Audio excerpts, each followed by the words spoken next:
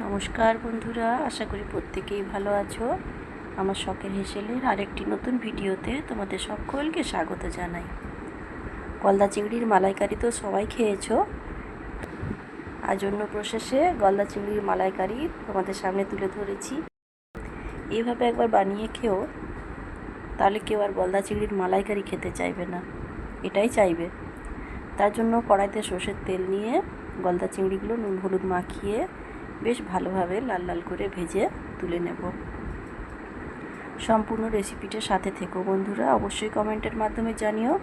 ভালো লাগলে like subscribe করে দিও। চ্যানেলটির পাশে থেকে আমাকে এগিয়ে নিয়ে যেতে সাহায্য করো। দেখো, সুন্দর করে গলদা চিংড়িগুলো ভেজে নিয়েছি, বেশ ভালোভাবে লাল লাল করে ভেজে তুলে নিলাম।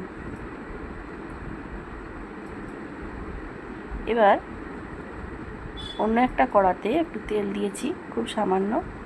তার মধ্যে দিয়ে দিলাম কিছুটা কুচনো পেঁয়াজ। পেঁয়াজটা হালকা ভেজে নেব।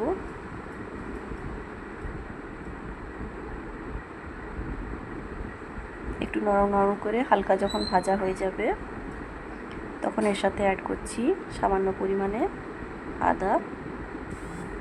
আদাটাও একটু ভেজে নেব।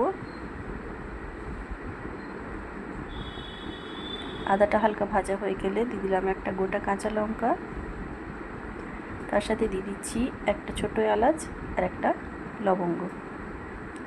যেহেতু আমার গলদা চিংড়ির পরিমাণটা কম, তাই আমি মশলাটাও পরিমাণটা কম করেছি। তোমাদের বেশি থাকলে একটু বেশি করে নিও। দিয়ে দিচ্ছি হাফ টমেটো, নিয়ে সুন্দরভাবে এটাকে একটু ভেজে নেব। ভাজা হয়ে গেলে মিক্সার গ্রাইন্ডারে সমস্ত মশলাটা দিয়ে তার সাথে দিয়েছিলাম কাজু, মগজ আর একটু পোস্ত দিয়ে এটাকে পেস্ট করে নিয়েছি। এদিকে কড়াতে তেল দিয়ে দিয়েছি, নিয়ে ওই পেস্টটাকে এটার মধ্যে দিয়ে একটু বেশ ভালোভাবে কষিয়ে নেব। এই মশলাটা সুন্দরভাবে কষাতে হবে। সামান্য জল দিয়েছি, দিয়ে এর মধ্যে আস্তে আস্তে একে একে অ্যাড করব পরিমাণ মতো হলুদ, দিয়ে দিচ্ছি একটু কাশ্মীরি লঙ্কার গুঁড়ো কালারের জন্য,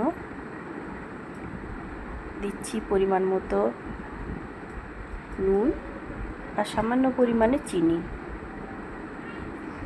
দিয়ে মশলাটা খুব সুন্দরভাবে কন্টিনিউ নেড়ে নেড়ে এটাকে কষাতে হবে। দেখো, মশলাটা খুব সুন্দরভাবে আমি কষিয়ে নিয়েছি। এবার এর মধ্যে দিয়ে দিচ্ছি জল দিয়ে এটাকে একটু ফুটতে দেব। 2-3 মিনিট বাদে এটা সুন্দরভাবে ফুটে উঠবে। দেখো, খুব সুন্দরভাবে ফুটে উঠেছে। এবার আমি ভেজে রাখা গলদা চিংড়িগুলো এর মধ্যে অ্যাড করে দিচ্ছি। গলদা চিংড়িগুলো অ্যাড করে আর একটু ফুটতে দেব, যাতে এটা একটু গামাখা গামাখা হয়ে যায়। সুন্দরভাবে ফুটে যখন এটা একটু মাখা মাখা হয়ে গেছে, তখন দেখো পরিবেশন করে দিলাম গরম গরম ভাতের সাথে। কেমন লাগলো বন্ধুরা অবশ্যই জানিও। বাড়িতে অবশ্যই বানিয়ে খেও। তোমাদের কমেন্টের অপেক্ষায় রইলাম। ভালো থেকো, সুস্থ থেকো সবাই। এতক্ষণ পাশে থাকার জন্য অসংখ্য ধন্যবাদ। দেখা হচ্ছে পরবর্তী ভিডিও।